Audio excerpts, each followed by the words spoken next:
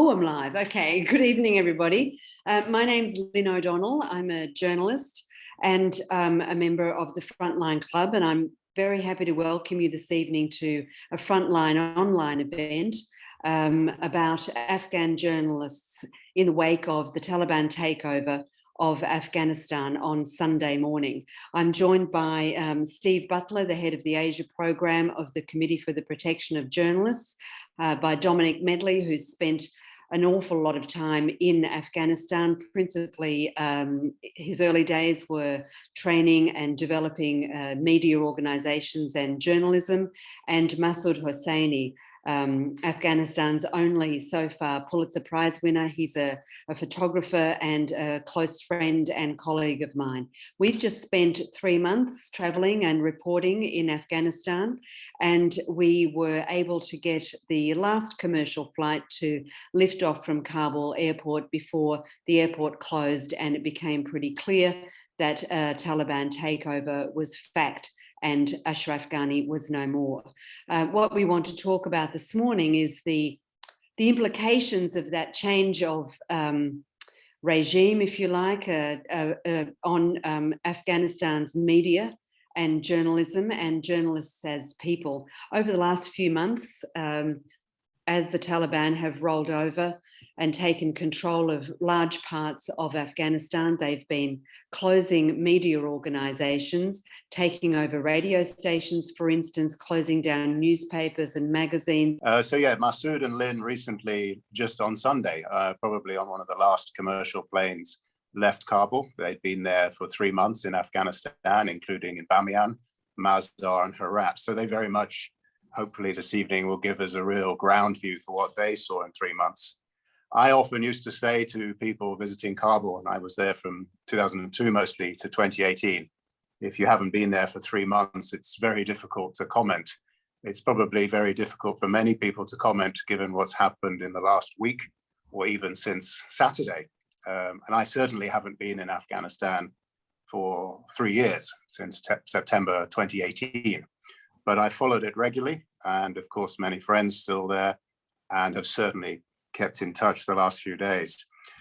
Lynne asked me to start off with just an idea of the Afghan media scene there and the Afghan media landscape.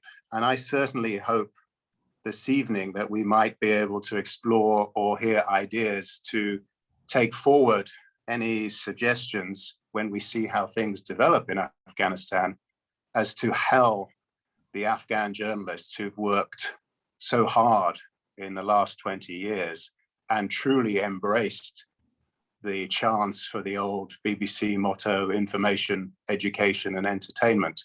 They truly embraced that opportunity, that endeavor that everyone was involved with. And I don't think it was just because of the international community coming to Afghanistan. I think the Afghan audience wanted that information, entertainment, and education.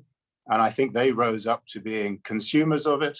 And I think the huge increase in media outlets really embraced that as well. So maybe moving forward, when the Afghan media find their feet, and I think it's looking like a subdued reaction at the moment from what I've seen, and I'll mention a couple of things in a minute. Maybe some of them will want to leave the country. Many already have done. Certainly many have been killed in the last 20 years, sometimes in horrific suicide attacks where someone posing as a cameraman blew himself up in a press conference on a street. So there's been some horrendous attacks on the media. There's been government intimidation and government censorship as well. And the media has really had to find a way to tread very carefully. And it's not just the great stories of Who Wants to Be a Millionaire or Pop Idol or the growth of Afghan drama and writers and actors and studio production and camera people and a famous camera woman I used to work with as well. It's their news, a 24-hour news channel exists.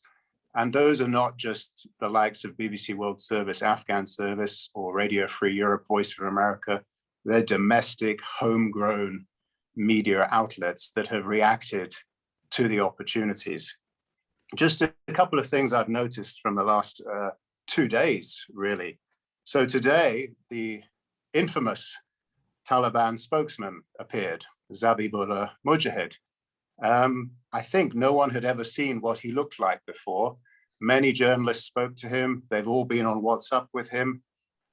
Maybe it was a pseudonym for 3 or 4 different voices that people and journalists had heard over the years.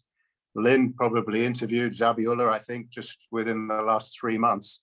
And there he was today on the podium at the Government Media and Information Center, where indeed I used to do trainings and even gave press conferences as a UN spokesperson and as a NATO spokesperson. And there he was on the podium today in the media center, where less than 10 days ago, the director of that media center was killed after he left Friday prayers. Today, the first question went to Charlotte Bellis, female reporter from Al Jazeera English. But an Afghan female journalist also asked a question. And she actually asked, will women be able to continue to work in the media? And the reply was along the lines of, let's wait for the government to be introduced. Let's wait for the laws to be introduced. It will all be within the framework of Sharia. Last night, one of the main evening news channels didn't have any reports in their 6 o'clock news voiced up by women. So clearly a bit more subdued. But today there was a female presenter, slightly more darkly dressed, interviewing a member of the Taliban on a live program.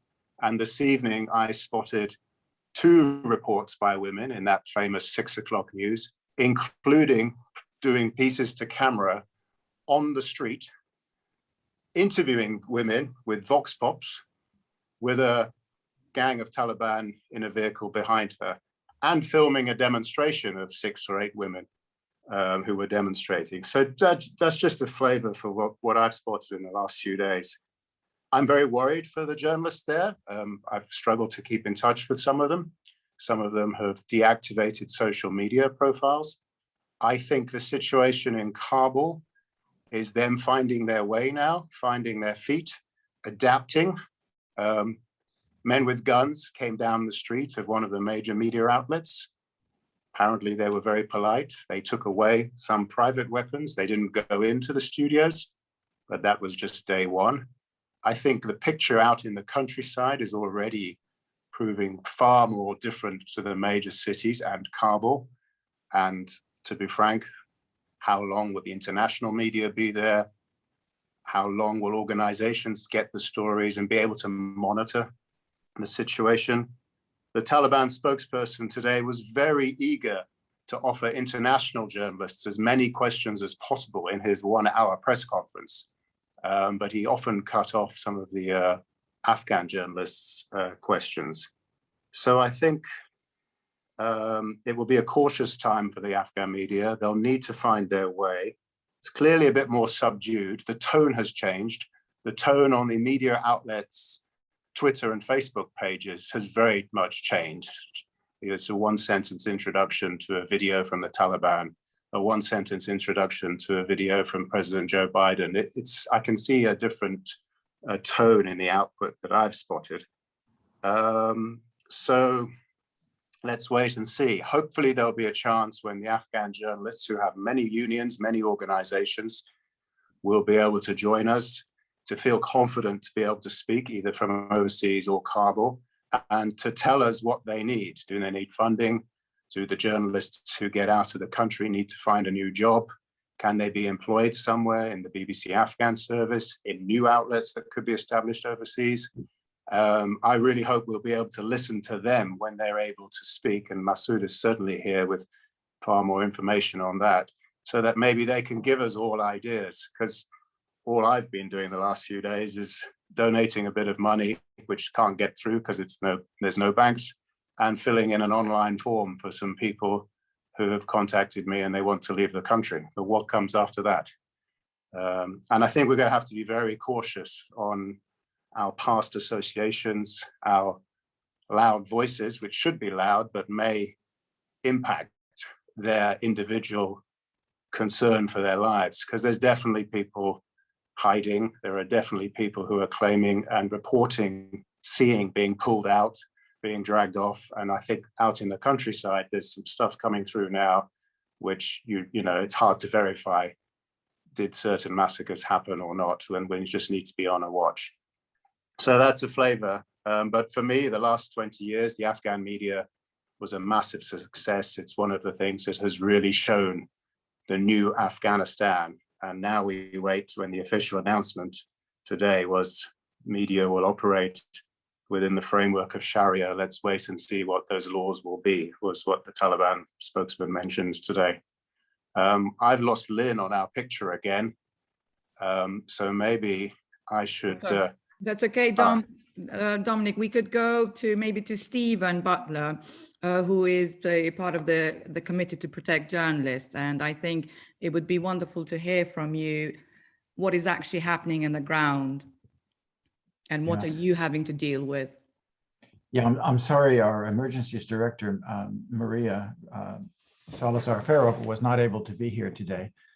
But just as a bit of background, CPJ has a journalist assistance program and emergency assistance program that we operate all over the world. And it's quite normal for us to get appeals for help from journalists. And in fact, we have had a steady stream of requests for help, really going back to the beginning of this year. I think many journalists, saw the writing on the wall when there were a number of journalists murdered in various parts of Afghanistan.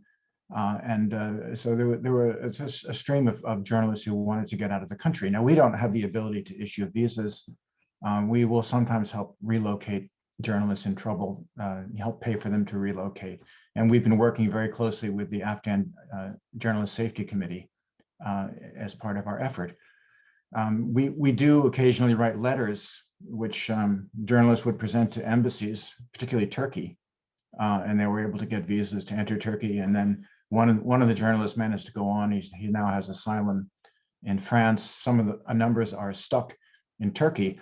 But this request for help, to us began accelerating really in June and July, particularly from women journalists. We were approached by a group of women broadcast journalists, and really before the obvious military success of the Taliban began, we began documenting these cases. And for us, it starts with documenting. I think this is what CPJ is known for, is the research. And so we document the threats that they've been under, and we collect a lot of information. And this proved to be very useful, frankly, in the last week or so, when it became apparent. The U.S. government issued what they called P2 visas, or possibilities. These are under really impossible circumstances. These special immigration visas were being offered to people who work for U.S.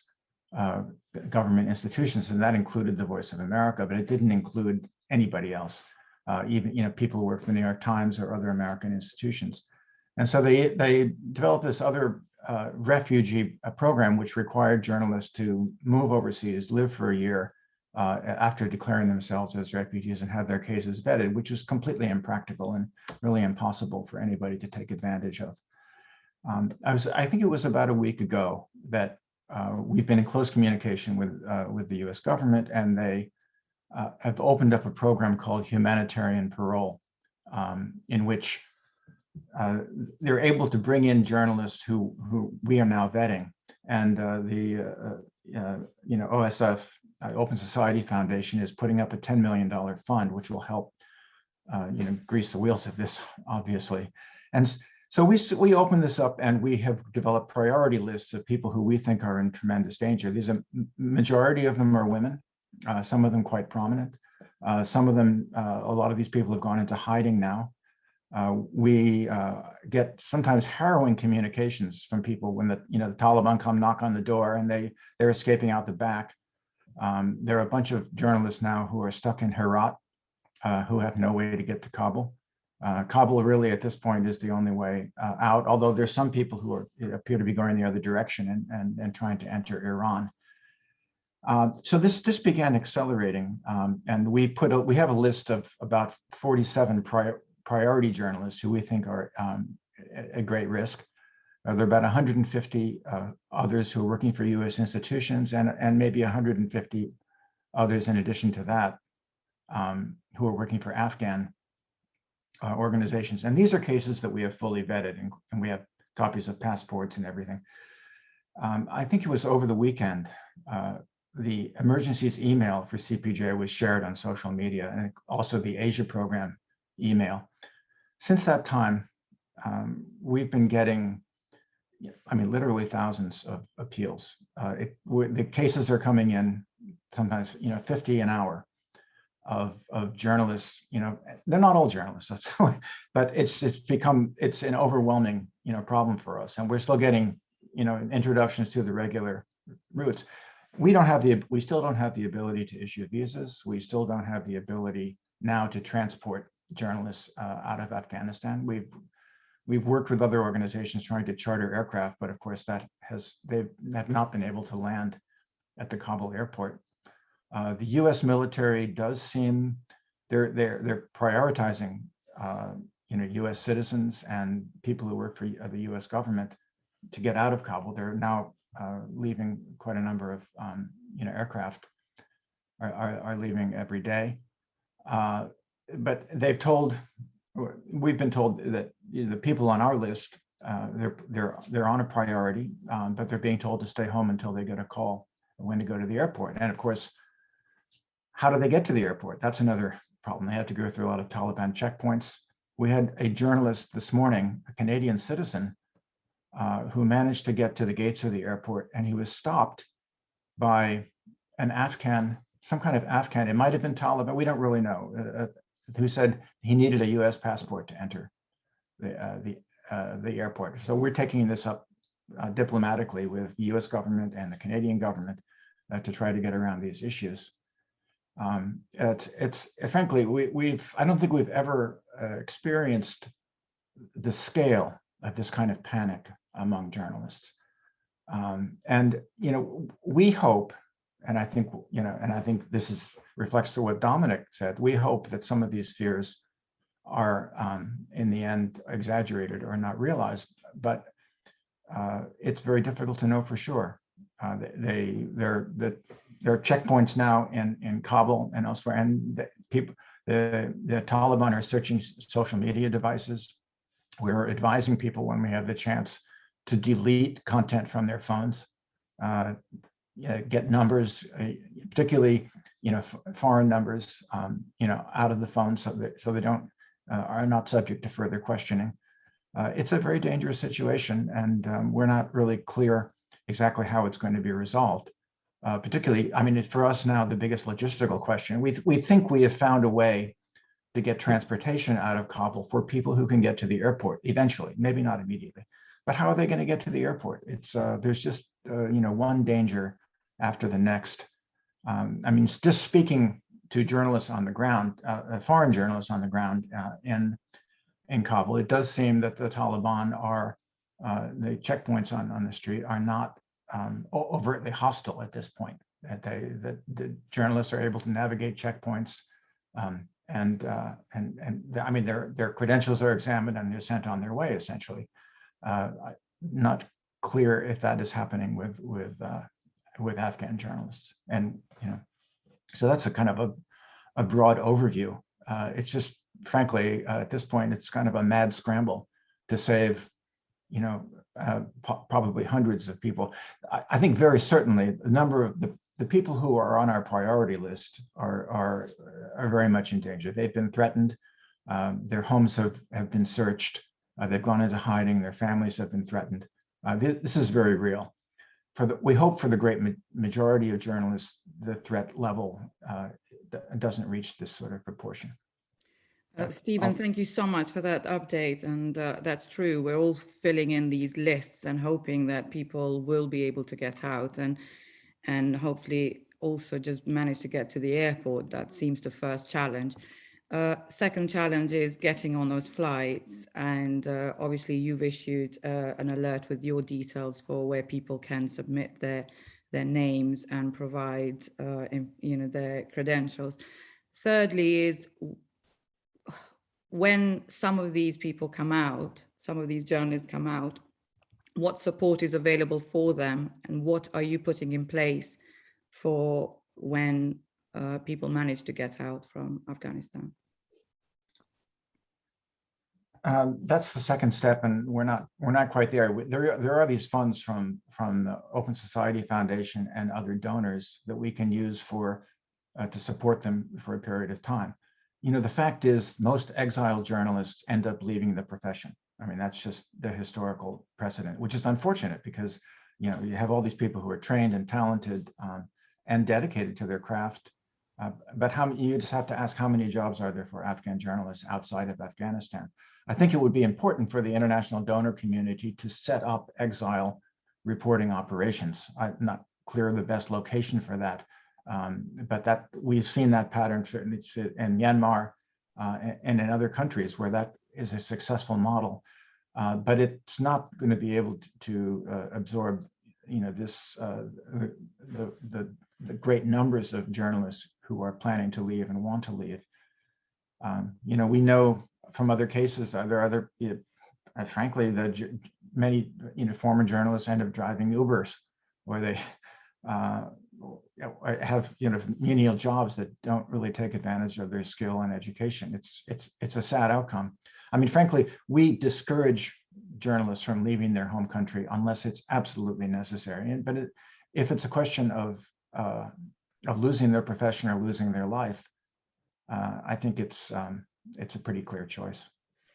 Are you receiving any reports from journalists on the ground for dangers and threats and violence? It's mainly threats that, you know, encounters with Taliban. You know, frankly, if people, we're not, if they're arrested or in serious trouble or attacked, we won't necessarily hear from them because they don't have that ability to communicate with us. So I think the other thing I would say is that, you know, our research right now, it's at a frantic pace, and it's preliminary in the sense of what we've been able to uncover. We have a team of 4 people who every day, including all through the weekend, are vetting each of these cases, which consists of contacting the journalist, getting all the information and details, you know, like good journalists everywhere, they are persistent, and so we get repeat messages. You know, where does my case stand? And I wish we could provide more positive information for them all the time, but it's you know, our ability to help them is circumscribed by you need government intervention really to help them at this point. Thank you. We're going to go next to Jon Lee Anderson, a staff writer with The New Yorker. Jon Lee, we read your piece this Saturday.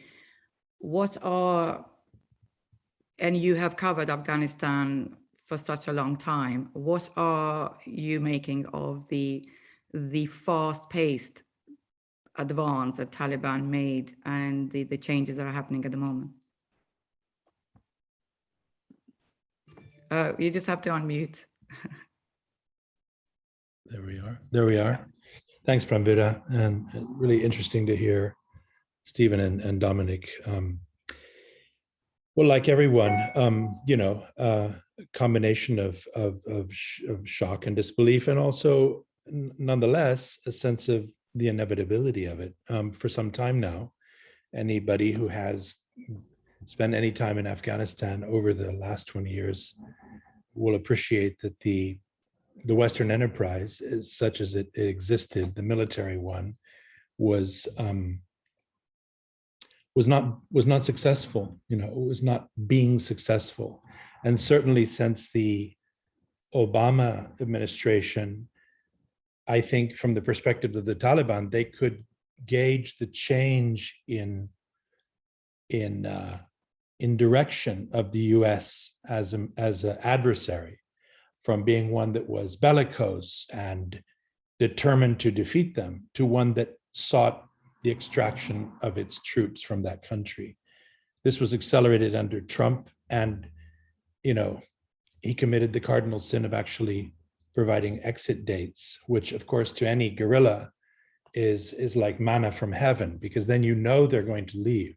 And it's a matter of waiting them out, outsmarting them, surviving until there was an opportunity to advance. And of course, since Biden essentially signed on to the withdrawal agreements imposed by Trump, with these spokesmen, apparently the moderate face of the Taliban, at least those who got used to hotel lobbies in Doha, it was a foregone conclusion that they were going to take the country back. The only thing I think that any of us are really surprised about is the speed with which it happened. But if one remembers how the Taliban withdrew or retreated because they were not beaten in 2001, anyone who covered any of those falls like Kunduz or Talokan or Kandahar will remember that they were negotiated. The Taliban disappeared from Kandahar and went to Quetta and the boondocks. They never really were defeated. In Kunduz, some of them committed the error of surrendering to General Dostum, where they ended up in Maersk containers. The survivors ended up in Guantanamo.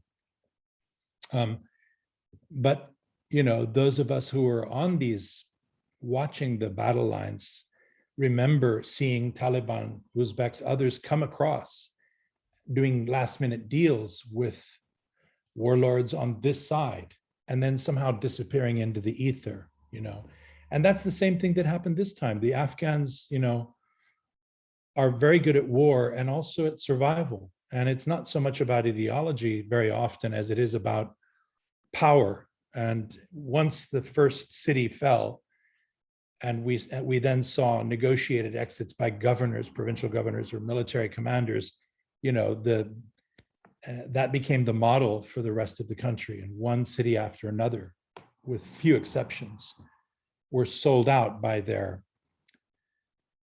authorities to the Taliban. And of course, that did spare a lot of bloodshed, which at that point would have been inevitable if there had been a will to fight. What I think all of us are in a state of shock about is the cack-handed nature of the withdrawal, the way this evacuation is being handled, the fact that they didn't secure a perimeter. We all have questions about exactly who is the interface between the Taliban and the Americans and their coalition partners on the ground. How is this going to be done? You raised, Stephen, questions we all have about, okay, they're being told people are being told to shelter in place until their contact. What if they don't have a phone? How do they get from the place they're hiding to the Taliban gauntlet and then into the airport? It's deeply troubling. All I can surmise is that there has been some sort of deal worked out, probably between the American emissary Zalmay Khalilzad and his counterparts in the Taliban, to allow this sort of decent interval in which the Western powers extract their people, and presumably the people who helped them, which is where one is a little bit more suspect. I mean, I do wonder, really, the same fellow, Mujahid, the spokesman of the Taliban, the last time we heard from him was about 10 days ago, crowing about the murder of his government counterpart. Dominic, you were talking about him, the head of media operations for the government. He actually crowed victory about this. He called it a special operation. This was a murder, right? Over the summer, we've seen the murders of a number of female journalists, not to mention countless other people throughout the country, but the targeted assassination of young female journalists, one in Kabul in June, 3 other media workers, female, in Jalalabad last March, and so on. We all remember that horrific day you alluded to, Dominic, when 9 journalists, known to many of us, were blown to smithereens in Kabul in the most murderous fashion possible. These same people that are doing that are now blithely giving press conferences and saying, yes, of course we respect human rights. Why would you even question it? It really begs belief. And I just want to add here that, so I'm a skeptic. I would not like to be regarded as an alarmist, but like I think all of my friends here, there's a big lift when it comes to credibility and the Taliban. They were, as a government, they harbored terrorists. They destroyed their country's patrimony, archaeological patrimony. They murdered anyone who did not believe in them. They carried out brutal public executions. They slaughtered the Hazaras merely for being Shiite.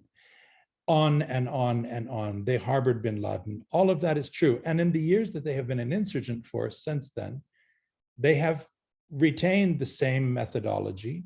Their targeting of people has been the same until, as I say, last week when they were murdering the government spokesman. I don't expect them to switch on a dime. I do worry that what we're seeing is a kind of, a new soft power PR operation that could easily change. The delicate, the loaded language here is, within the Islamic framework, whatever that means. Is it the Islamic framework of a new Taliban, the old Taliban, ISIS? Which one? Which one do we think is warm and fuzzy? Or do the Afghans think is warm and fuzzy? And do they have any choice about what they acquiesce to?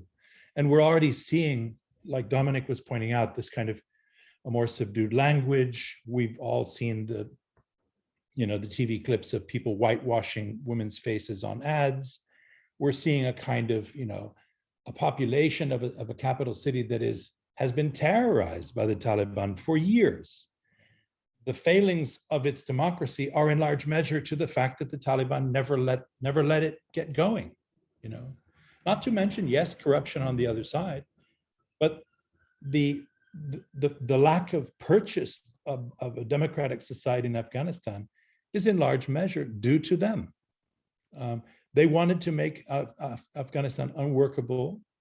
They did, unworkable without them. Now it will work with them and according to their diktat. And nobody is going to, now that the US has pulled out and the entire world has pulled out and failed after 20 years of first counterterror, then counterinsurgency, nation building operations, there's no one to tell the Taliban what they can and can't do. I just want to, as a note to remind everybody, when we talk, since the subject of this panel is to talk about Afghan journalists under fire and what we can do on their behalf. Pramvira, you'll remember that in 2007, as the Frontline Club, we started a fixers fund, a so-called fixers fund, precisely for people, the kind of local people throughout the world that help us journalists who go to places and then come home, Iraq, Serbia, Afghanistan, Colombia, wherever it is. But the reason why the Fixers Fund was set up in the first place was because of the brutal, cruel murder of an Afghan who worked with Western media, Ashmal Naqshbandi, and another young man who was just his driver, who were working with an Italian journalist and were captured in Helmand, held, and finally decapitated on video by the Taliban, not by ISIS, by the Taliban. It was such a hallmark murder. It was such an act of gratuitous cruelty that all of us were moved by it. And we felt we had to do something on the behalf of people like Ashmal for his family and set up a fund that's been in existence with its ups and downs ever since, where those of us who are more fortunate and come from countries where there are resources. Without the resources, let's say thank God there is a George Soros and the Open Society Foundation, or perhaps other philanthropical organizations doing what we can to help out here and there. I cannot forget that. I cannot forget that the same people that are now standing there saying, of course we will have press freedom, decapitated a young man for no good reason and videotaped it not that many years ago, and have done many more things like that ever since. So frankly, I'm a skeptic, and I am worried about it. They need to be held to account, not just for their performance going forward, but for what they've done in the past. if they're to be any kind of, if they're to expect any kind of international legitimacy, they must be held to account for what they've done until now. And one of the surest ways to do that is precisely for all of us to make sure that they walk the line on what they've declared, which is that they will allow freedom of the press. Let's see. Jon Lee, I think we all here agree. We're all skeptics. Just a note about the Fixers Fund. Unfortunately, the Fixers Fund at the moment is inactive for this sort of cause. I have two questions for you. What are you making of the US foreign policy, America first? What did you make of the pictures of the airport with it was the people clinging on the airplanes? And secondly, this is the second question, is, as you know, I come from Kosovo, and we experienced nothing on this scale, but very similar, is just before the NATO bombing started, everybody pulled out, internationals, where their offices, their journalists, or they got expelled. And what happened is that all the local journalists, the fixers, and everybody else who worked with the internationals were left behind. It's not that they were only left behind from the governments, because at that time there was no proper governmental sort of level engagement in Kosovo. They were left behind by the media industry, by their own colleagues. What comments and what sort of all you have on that? Well, these are, I could speak at length. I'll try not to, about your questions. Very good, Pramvira.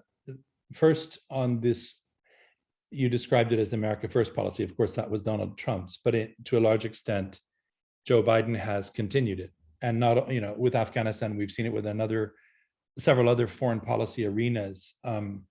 And largely that seems to be because of a kind of bottom line pragmatism of his presidency, worried that Donald Trump or his cohorts can get back into power. So there's been a real tiptoeing around the more sensitive foreign policy issues, and that's worrisome indeed. Indeed, his speech yesterday, in which he laid the blame for what's happened in Afghanistan squarely on the shoulders of the Afghans, as if the Americans and their friends were innocent lambs of God for the last 20 years, seemed essentially directed at a kind of base audience in the United States, not dissimilar to Trump's base, actually.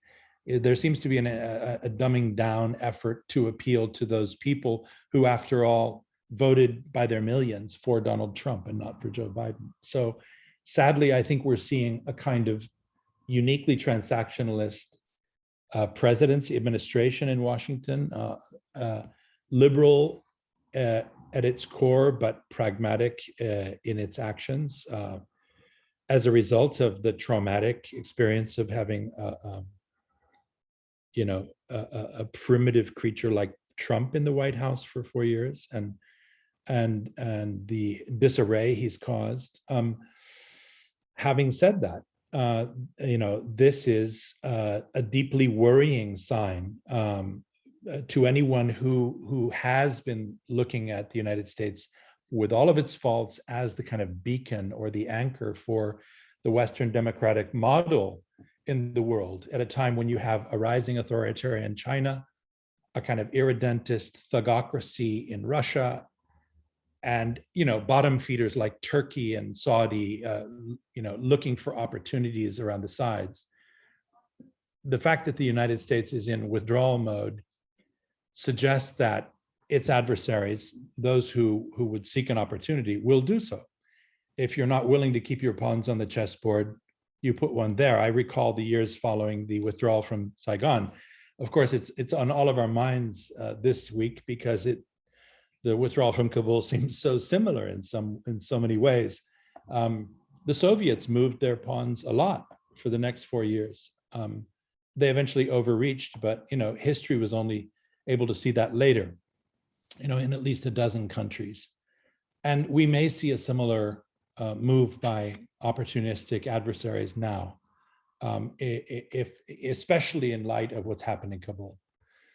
If they see that the US is not mobile and nimble enough and bellicose enough to protect its larger geostrategic interests, they will move into those vacuums. Then moving on to, so I mean, that's the subject for an entire whole debate, indeed. But I do worry that now this has made the world, if anything, more precarious rather than more secure. And as for the images we saw in Kabul and those poor people trying to cling on to the airplane as it went, it's beyond tragic. It's deeply tragic and moving, and all one can think is that we hope that those people who are that desperate to leave will be given the opportunity to do so. I certainly think that the Western powers that were involved, as long as they were, Western and other powers in Afghanistan, have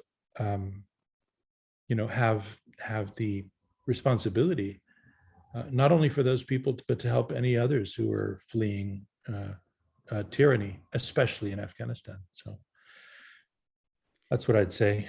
And as for the press leaving, this is another pattern. I stayed in Baghdad, many left, again, pressured by their media organizations to do so in 2003 when the invasion happened. We saw it in Nicaragua back in 1979 when Bill Stewart, ABC, I believe he was, anchor, was murdered on camera. In protest, the press corps left, which seemed to be, counterintuitive and also counterproductive. We need people on the ground. I'm not currently in Kabul, so I'm not in a position to demand a performance or certain behavior of any of my colleagues. But if there's a possibility to stay within reason and to bear witness to what's going on, especially from the international press, I would hope that they will, and I say that with a lot of qualifiers, aware that there's a security element here.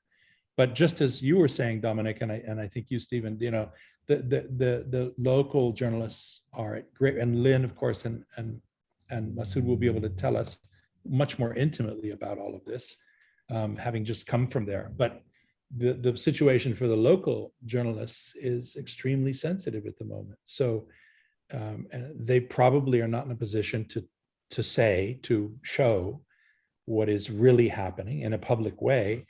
And that is something that, perhaps those international journalists who are there can continue to do, and, potentially help the situation. Thank you, Jon Lee.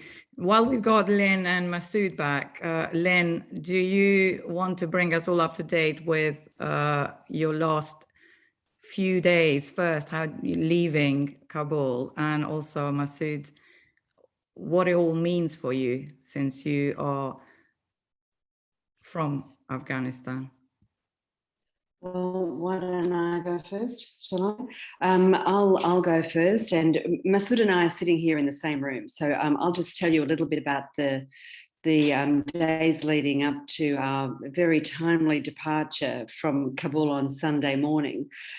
We spent the last 3 months traveling around the country and reporting on, I guess, what would you say? We were reporting on things that had been bubbling under. For instance, we knew that in places that the Taliban were going into, they were forcing women into their homes, closing girls' schools, making women give up their jobs, only leaving their homes wearing full hijab with male relatives.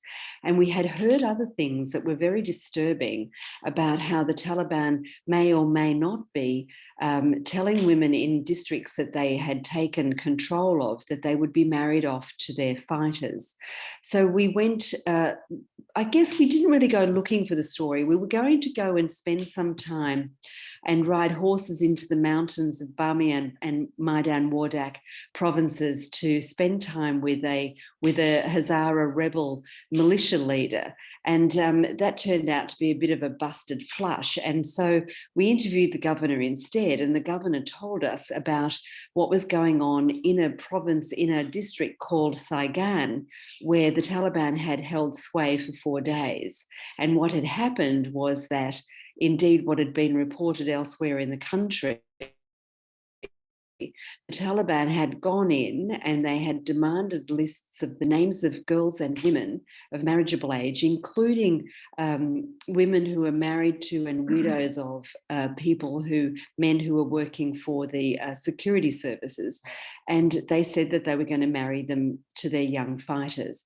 This was a huge story, and we wrote it, of course, and Massoud had sensational photos, of course, and we were published in Foreign Policy, and the pushback was just incredible. We were abused online. We were told that we were making it up, that it wasn't true, that this wasn't the case.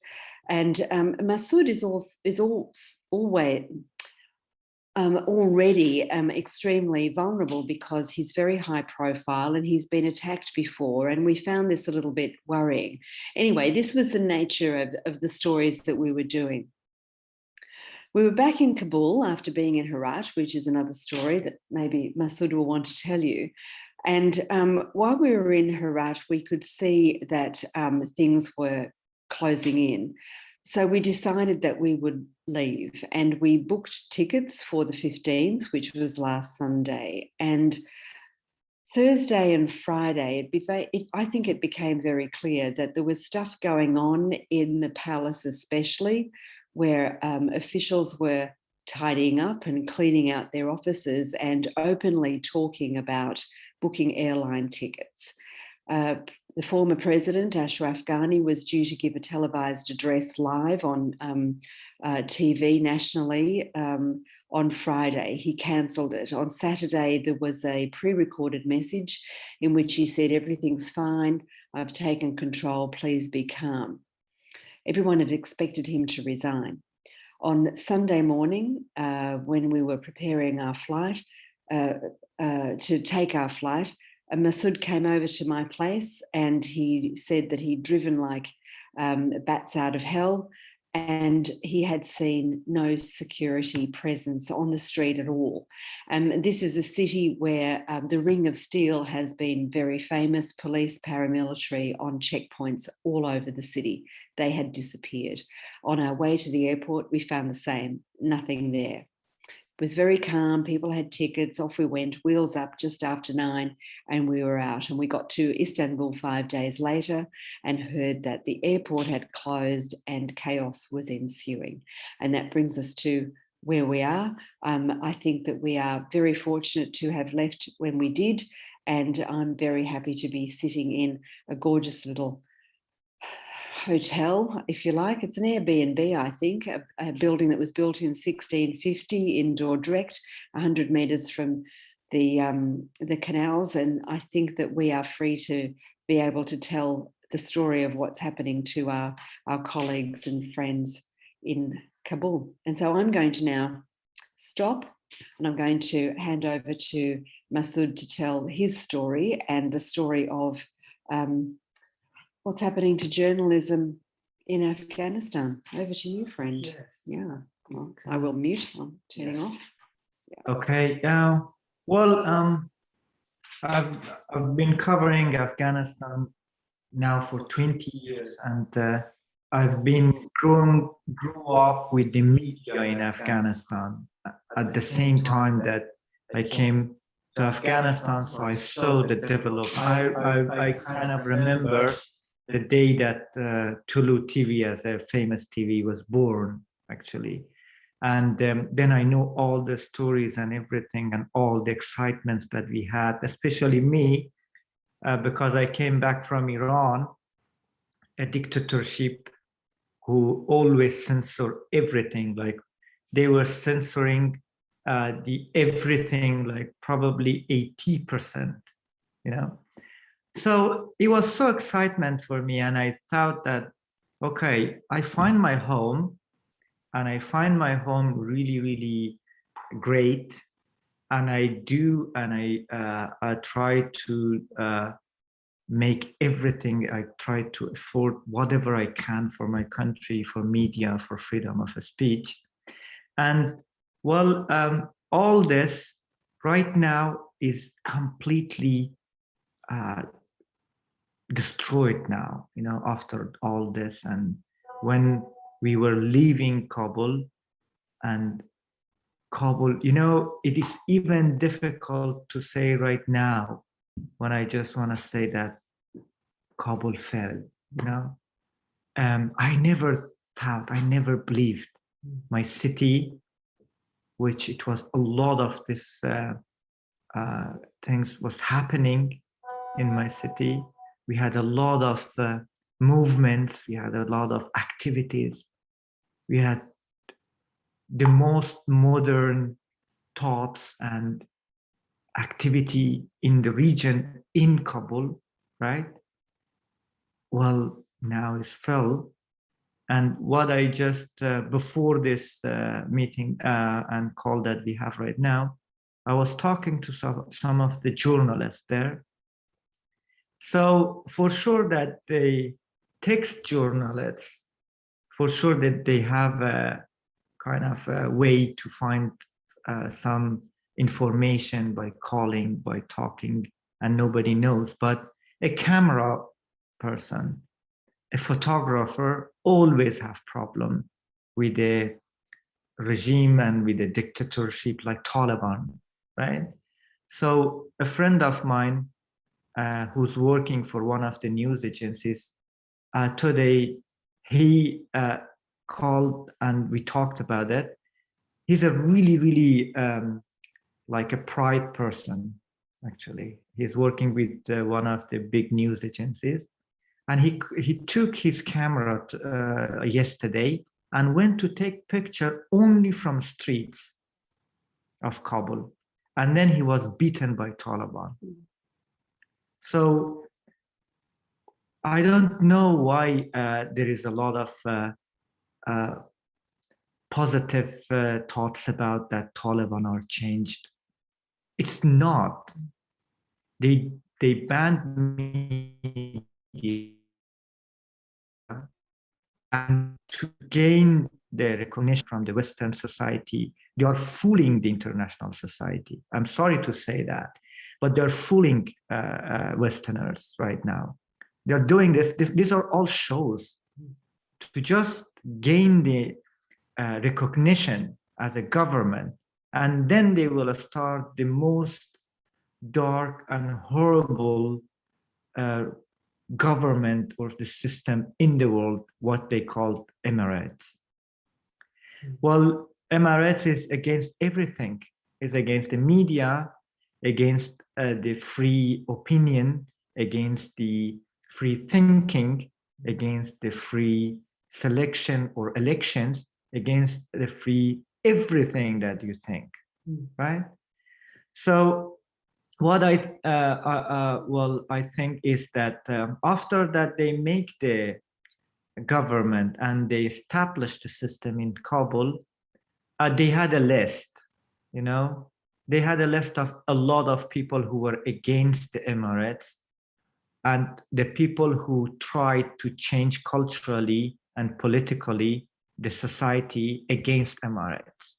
And who are those, I mean, people? For sure, journalists, activists, women activists, and artists and celebrities, right? So they start target killing those people. One of them was 2 weeks ago, the head of the JEMIC. And well, after that, they established what can, I mean, stop them? What? If they got the recognition from the international communities, what they will stop them? We will face another Iran, but really, really worst one. A lot of journalists will be killed.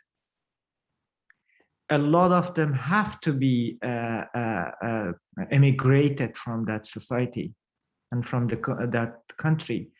Right now, there is a lot of fear among the activists, among the journalists. Okay, it's true that I'm in Holland, in a Dordrecht, in a little paradise that I've been before, but I cannot be away from it. When they talk, like last night, which was the first night that I got out of Kabul, I couldn't sleep because I knew that a lot of people that I grew up with them, they are in pain. They are really worried about their life. And this is the situation right now. I don't know, actually. I'm a bit, probably panic or shocked by all this happened really fast. But I am trying to do something. I don't know what to do. I know that I should help. I know that I have to, talk to people, to politicians in Europe, to find a way to evacuate as much as journalists as we can. But I don't know how. It is a bit difficult for me to kind of find a way for it, actually. Massoud, we'll come back to you in a second. We want to know what you've managed to come out. You're one of the journalists that has managed to come out, and what support you will need now where you are, and what you want to do with your freedom. Can we, before we come back to you, can we first just go to Peter Jouvenal, who I think, when we're talking about the Taliban, I think Peter is one of the most experienced journalists that has covered Afghanistan since the 80s, and at that time, even the withdrawal of the Russian troops, and has lived in Kabul during the Taliban rule. I am sure he's met many of these Talibans when they were all kids. Peter, Taliban is at the moment, there's an attempt to portray them as people that could potentially be modernized and made to work with. What are you making of all of the situation at the moment? I mute, that's it. Well, the problem is people's perception of who the Taliban are. I think a lot of people have been trying to portray them as a sort of unified political party, which of course they're not.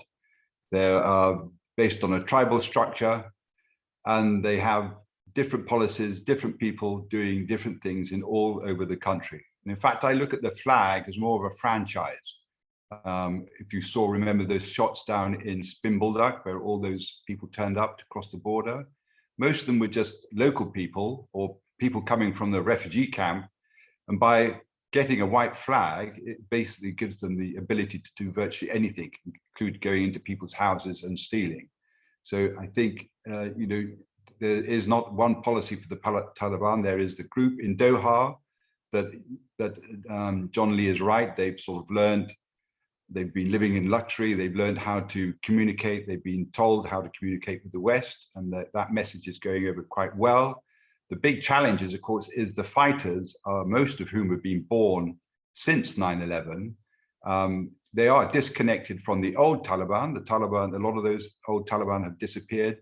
And the fact that they're using social media to film and document some of the things they're doing, either positive or negative, is a new change. I mean, I actually had to do an interview once with a government official, and I wasn't allowed to film his face. I can only film his feet and his hands. So you can see there's an incredible difference today when they're filming a lot of things and putting it on the internet. Even the press conference, they had a press conference today. They're all on camera. So there has been change, and I think they've come a little bit forward into the modern world. Not a lot, but a little bit. And that is a positive thing.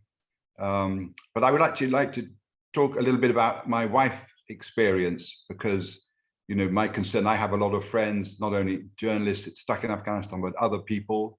And I'd like to talk a little bit about the experience of my wife, who has the right to, she's an Afghan, she has the right to live in the UK, she has a UK residence visa. I'm a British national, and we have 3 girls, they're all British. So when I phoned up the Foreign Office, they informed me that she couldn't go on the flight. The only way she could get on the flight, this is the British military flight, is if I was to accompany her. So I had the problem. So, and she left on the 16th yesterday. She's now actually in Birmingham. So the Foreign Office, who never returned my telephone calls, I phoned them and I found very nice people in Singapore that were putting her data into the computer. And then they told me that she can't leave for the UK because she doesn't have a British passport. It's irrelevant that her husband's British and she's got 3 British kids. If I want her, I have to actually fly out to Afghanistan. So if I, as a British national, are having this trouble getting my own wife, just think of the nightmare for these Afghans. No one's giving them information. I'm getting calls all the time. My battery on my camera, my phone keeps going flat because so many people are phoning me. And they're stuck in different houses. You'll be surprised, some of the people that are stuck. Very important sons of senior officials, where their fathers suddenly left Pakistan and other countries and they were left behind and now they don't know what to do. And some of these people, I won't mention their names, but you will know them. They're hiding in their houses. They have no idea. Some of them Dominic will know very well, worked for friends of ours in the British and the American embassy. They're hiding and they won't even go outside. So the problems I had and my wife had, I was actually extremely lucky because my regiment, which I left in 1979, happened to be in Kabul doing the security at the airport. And through the veterans organization, I managed to find some colleagues there who made sure that she got on the flight. But the British embassy was completely useless. And you're actually going to find an interesting story about Ian Cameron, who you might know was locked up in prison. We were trying to get the British Foreign Office to do something, again, as usual, completely useless. They couldn't even send a car to sit outside the prison. In the end, after getting to know the Afghan prison wardens, who all asked him to fill out their forms because they wanted to migrate to the West, so he got to know them pretty well. They actually let him out of the prison, where he made his way on foot to the north terminal of the airport, where the security wouldn't let him in because he didn't have the right credentials. So he had to get a bus round from the northern part of the terminal to the Barron. Once he was in the Barron, then of course the British military looked after him because he's a former soldier. Again, the Foreign Office completely fell flat on their face. They couldn't even think of having a normal car just sitting outside, someone like Amisha or something. And we were in communication with him in prison. He had a phone. And he actually sent us a picture 2 days before the Taliban came to Kabul of him, not of him, but of Blackadder being executed by a firing squad. That was his joke. And so he's really good, kept his spirit up. But the Foreign Office showed its true colors again by being completely useless. And I actually don't know why we actually pay them any money, to be quite honest. So that's a British national as well, not only my wife. Absolute nightmare getting out. But once they were with the British military, they did their job because they're professionals, not like Foreign Office. Peter, I think we all agree. No, I don't want them to cover. I don't want them to cover it up and then claim that they've done a great job of rescuing Ian. Who even got stuck in Birmingham because he didn't have a passport at the airport. There, border security wouldn't let him in for a while. Never. Can I just ask you one more question? You are obviously just going back to the Taliban, we have a situation where we're being told that the Taliban is potentially, the fact is that the Taliban is part of the future, we are being told, and that there is a potential to modernize them and to do business and move forward. One of the conditions is that they, of course, allow business to move forward, and especially women potentially allowed to participate in the government and the country, but also not house or allow foreign fighters in the country. Now, you are one of the 3 infamous Peters who filmed the famous interview with bin Laden, and you have followed closely all of those stories. do you really think that the Taliban are not going to house these fighters after making them so many promises for how many years now? Well, you mustn't forget that the reason bin Laden was welcome in Afghanistan, first he fought during the jihad, and he spent quite a lot of his own money building bunkers and other positions in Jaji. So he was quite well known to certain groups in Afghanistan. Now, when the West lost interest in '89, that caused a vacuum, and and so when he came with his small amount of money, he was very welcome because the international community had abandoned Afghanistan. And the problem we have today is that if the West adopts the same policy of abandoning Afghanistan, then Afghanistan will be a magnet for these sort of terrorist organizations. So we have to be realistic. The corrupt government of Ashraf Ghani has gone. He's left with, taking millions of dollars with him. And, so we have to be realistic. And I think if you treat, also another thing we must remember, these Taliban fighters, they are very simple, uneducated people, most of them. The educated ones we can deal with, you can reason and talk down. The simple ones are a bit more of a problem. But these simple people with their old Kalashnikovs from the Soviet jihad and their cheap Chinese motorbikes have now beaten the third superpower. Of course, the first was the British, the second was the Russians, and the third now is the United States and the international community.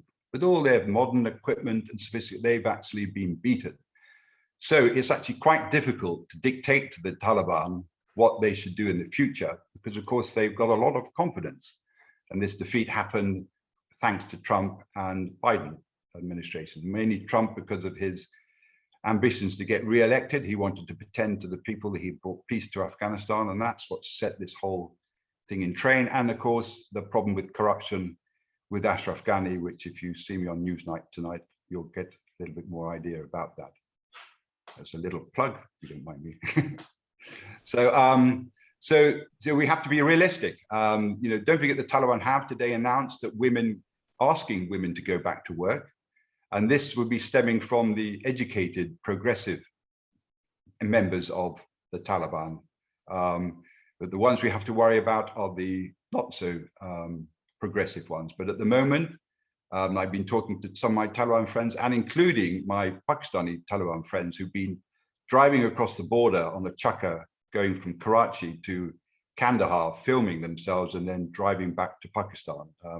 And saw no trouble at all, no fighting, there's no bombing, anything like that. So, that's a positive aspect, and we have to have that in mind, and, try and persuade the Taliban to keep going that way, positive, allow people, they've talked about an amnesty, allow people to leave. We mustn't get tied up with individual cases where a group of Taliban have beaten up someone. Those obviously ones are not really behind or in the program. And I'm hoping that the Taliban will actually, threaten to arrest and detain those people that are basically destroying the name of the new Emirates, because it's very easy in Afghanistan, everybody to collapse into chaos again and fighting. And that's the first thing we must, avoid at all costs. And the people who will suffer most, of course, are the former government people who now are hiding. Yeah, excuse me, actually, I have to interrupt you. What you said about the Taliban, I didn't see in these 20 years, I didn't see like that, what you say. Well, if you look back to history for 300 years back, the Pashtun domination is always a problem, and it's always the main source of violence, is the main source of violation of human rights. Still we have that. Why? Because these tribes never want to be moderate. They never want to be educated. They're still living 300s back. I've been in their villages. Yeah. I saw their lives. I know about their beliefs. I live with them. I am from that society. What you say is completely different thing, I think. Well, we can continue to look at them as hostile, and you're not going to get anywhere. That's the problem. You know, we'd like to see, you know, an inclusive government representing all ethnic groups. The Pakistanis are working on that. They have Ahmed Zia and other members, other ethnic groups they took to Pakistan to make sure they were safe, and they are trying to work on a method of introducing those people. But we have to look at reality. Which reality?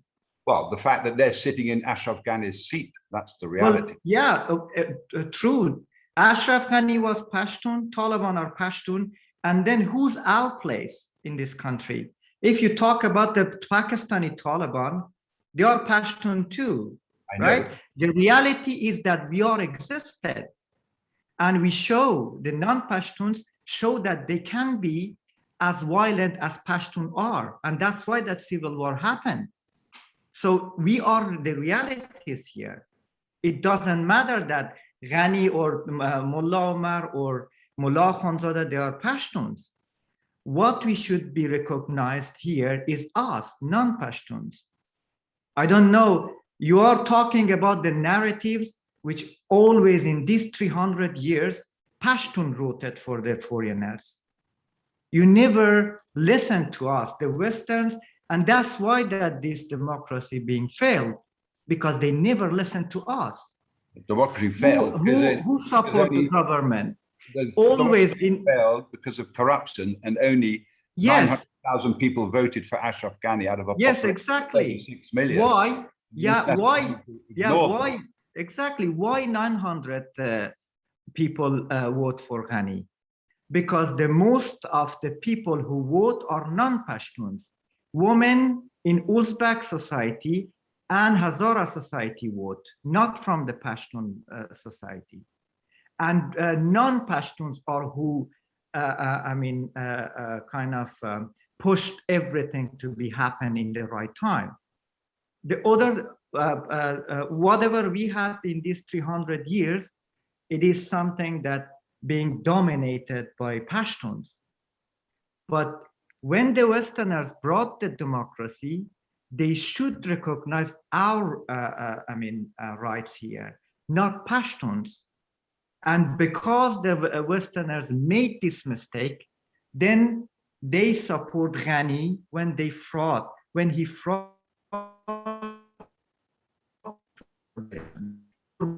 As journalist, I saw, and I was sure that Abdullah won against Karzai and against Ghani, even 12, right?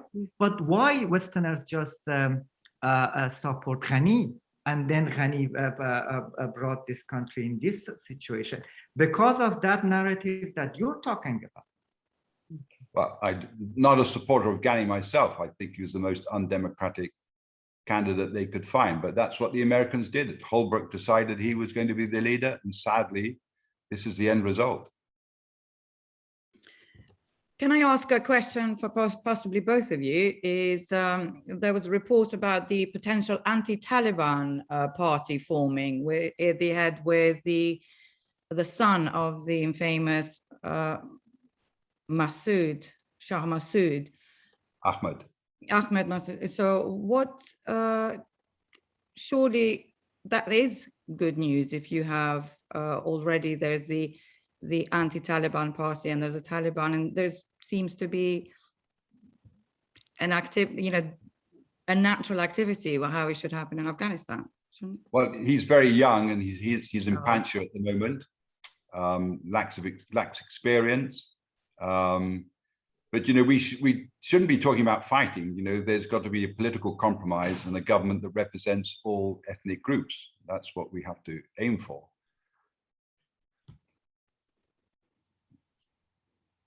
Massoud?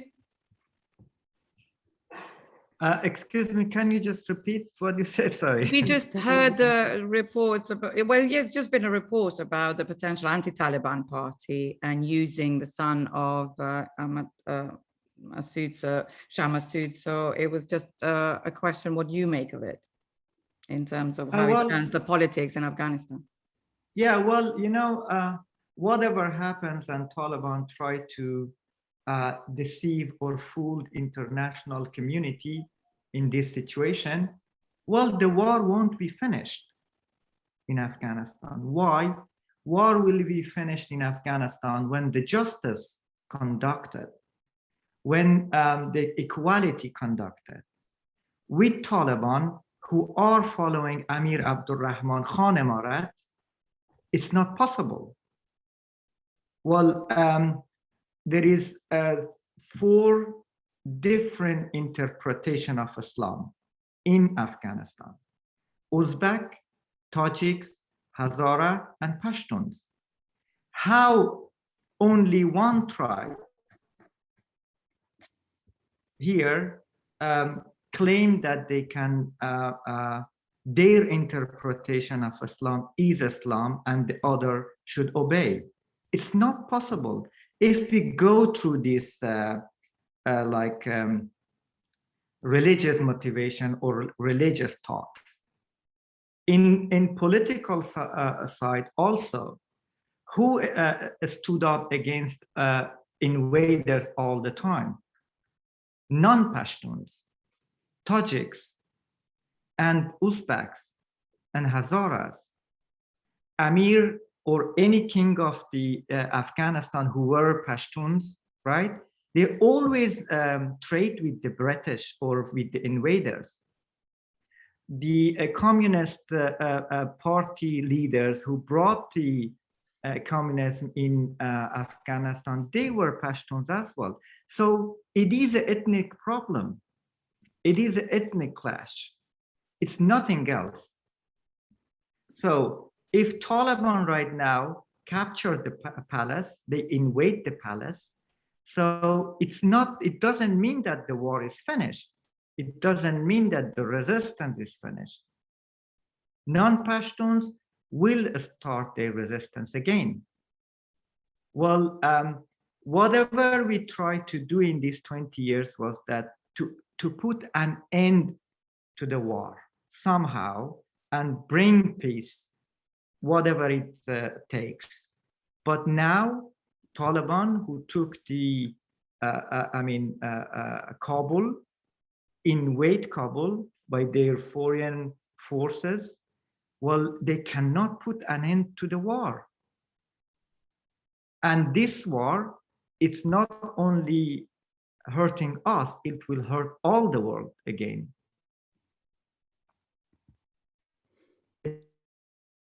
Will be the center and the haven for all international terrorists.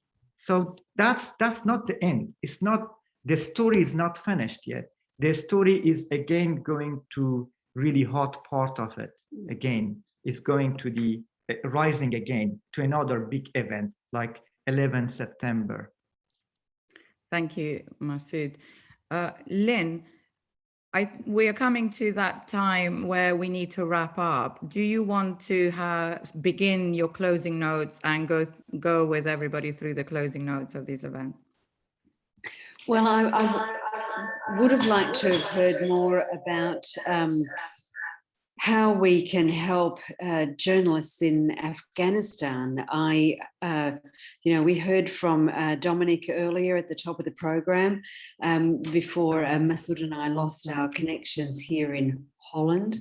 But I would have liked a little bit more concentration on what's going to happen to them as people and as professionals stuck in Afghanistan, and having seen over the last couple of months what is likely to happen to the media generally and to media professionals specifically. I think it's something that we as professionals, we're here on Frontline Online.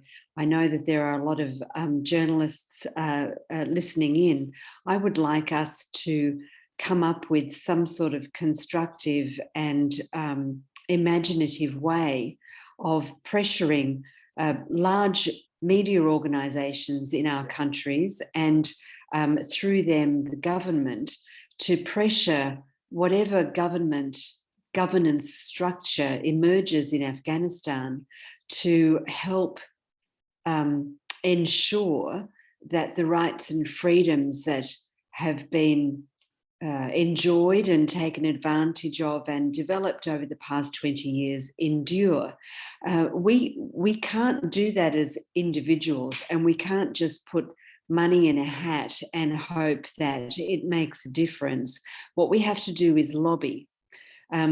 Big organisations, media organisations in Britain got together and very self-satisfactorily put a letter together that they sent to Downing Street a couple of weeks ago. I haven't seen any response to that. I don't know whether the editors and managing editors and owners of those news organisations just pat themselves on the back and think, well, we've done what we can. If that's it, then that's not the tribe that I feel I'm a part of. I think that what we need to do is ensure that there is very heavy pressure via the media as a bloc on the governments of Britain, the United States, the European Union as a bloc, Australia, other countries that have free speech written into their DNA, so that we can ensure that there is real and effective pressure put on, as I said, whatever comes next in Afghanistan, to respect the conditions of the Constitution that guarantee freedoms in Afghanistan.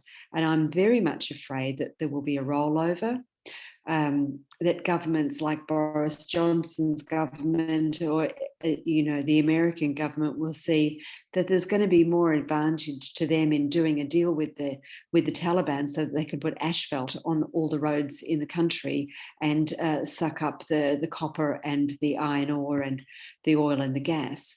But let's get real. We're talking about people, we're talking about values, and we're talking about members of our tribe. And I think they should be looked after from the very, very top of our countries and our governments and our very wealthy and influential media organisations. I think that about sums it up, Pran. It does indeed, and I think just to get your an answer from the government and especially the Foreign Office in this country is the Foreign Office has replied to the letter that was sent by the media in the UK, and they did say that they will extend the visa program to the journalist. However, they added another line saying only on exceptional basis and on exceptional circumstances. At the moment, nobody knows what it means.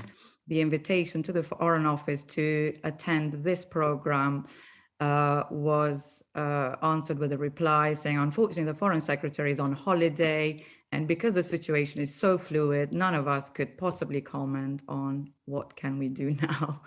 So we wait and hear from the government, and also of speech and freedom of media in the countries that they come from. But in Afghanistan, people have been supported and encouraged and trained and developed to be like us, and they are like us, and they're now getting killed and abused and fleeing their homes for their lives because they're like us. It's our obligation to look after our own, and we're journalists, we're at the front line online. We have had career enhancing moments covering developments in Afghanistan. It's time to really step up and push back against that sort of bullshit that you've got from Dominic Raab's office and the blanket blackout of comment from Boris Johnson's office, who used to call himself a journalist. Let's get real. Freedom of speech is a value that we stand up for and wake up to every day. Everybody deserves it, and it's our obligation. That's my 2 cents, Pran. Thank you very much. I think what would be, we've got 3 minutes to go, and it would be very helpful if anybody from the panel, Stephen or Jon Lee, if you had any more comments in terms of, or any more final thoughts on the issues in protection of the journalists, especially since if we are having to hold a Taliban to account and see if they're modernizing. Surely we need people to report on what they're doing. I do think that the governments have been shamed into taking some actions, which consist of talking about special visas and immigration programs. But it's a complete riddle how you go ahead and support free media inside of Afghanistan. And ultimately, a way needs to be found to preserve some of the the results of the training and the media development that took place. And I don't know if anyone else has a way forward on that. I would just add to that. I agree very much with what Lynn said and Stephen, of course. And I would just, I guess, repeat what I said before, which is that I think that the international news media, which have people there, I appreciate that some people may be physically intimidated.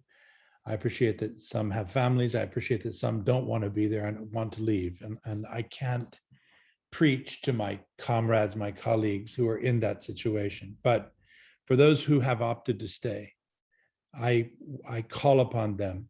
I would, hope that they will be a robust presence, that they will hold up our side there, and the freedoms and rights that we expect on behalf of our Afghan colleagues as well, and also their physical integrity. So I know that many of us are involved personally, as Peter alluded to, in trying to maybe help family, friends, others. And there's only so much you can say in public about those ongoing situations. And I think, Stephen, you're in the midst of it, and Dominic too. But for a time, we have to be careful. But on the other hand, you have these head chopping guys in the presidential palace saying that they respect press freedom. So as long as they're talking that talk, we need to draw them out. We need to get them, and this can only be done by the people we have there, who demand from them to put their money where their mouth is, and let's see if they walk the walk. It's a very delicate and dangerous time, but I don't know any other way we have at the moment than demanding of them, within the ability that we have, to show us, to prove to us that what they're saying is legit, is real, and thus somehow preserving some kind of freedom of expression and press freedom in Afghanistan, and meanwhile getting all of those people who are vulnerable out of harm's way. It's a terrible situation, and we can only do the best that we can. Of course, demanding of our governments that they stand up for them too, but what can they do? They're the ones who created this situation. So thank you. Thank you so much, Jon Lee. I'm really sorry. What they can do is decide whether or not to recognise the government that comes, hold them to account. We won't give you diplomatic recognition. We're not going to give you aid unless you prove, as the liars that you are, that you're not lying. Exactly. No, I agree with you, but we're the ones who must hold them to account, and also the Taliban. I don't have a lot of faith in our governments at this point, but you're right. That's absolutely right. That's what the press and is also, for. yeah, That's what the press is for. I have one thing to say too, is that whenever we talk about Afghan journalists, so it's better to use more Afghan journalist ideas and that listen to them mostly what they want and what they need right now. So we have a really difficult time in Kabul.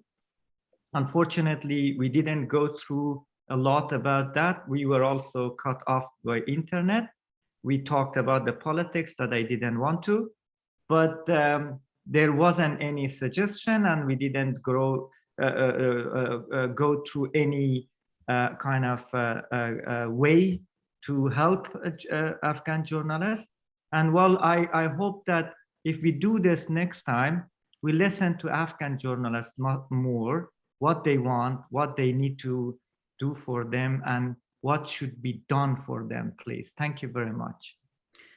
Thank you, Massoud, and thank you, everybody. Unfortunately, we have to come to close the program this evening because we've gone way out of time. And I'm so sorry we were not able to answer or take any questions. You all saw our technology difficulties today, and I think we've sort of just managed, and it's been incredibly interesting. We will follow up this the situation in Afghanistan on the 9th of September. Lynne takes over. It's part of her series with the Afghanistan 20 years on, and we will go into the details of where China and where Russia and where all of these sort of in more detail in terms of the politics. So don't be disappointed that if we didn't answer some of those questions. This was deliberately looking at an event with about journalism. Every week there's an event online. Next week there is Michael Vatiokotis with an event with on looking at the Middle East when it used to be peaceful and welcoming, and so on. You will receive an email notification. May I just thank everybody for your time and for your contribution, and please continue making the appeals and making these lists available, and let's bring all the efforts together in terms of supporting journalists everywhere where they are, and especially for those who decide to stay, let's make sure that their work is being paid properly as well. Thank you so much, and good night.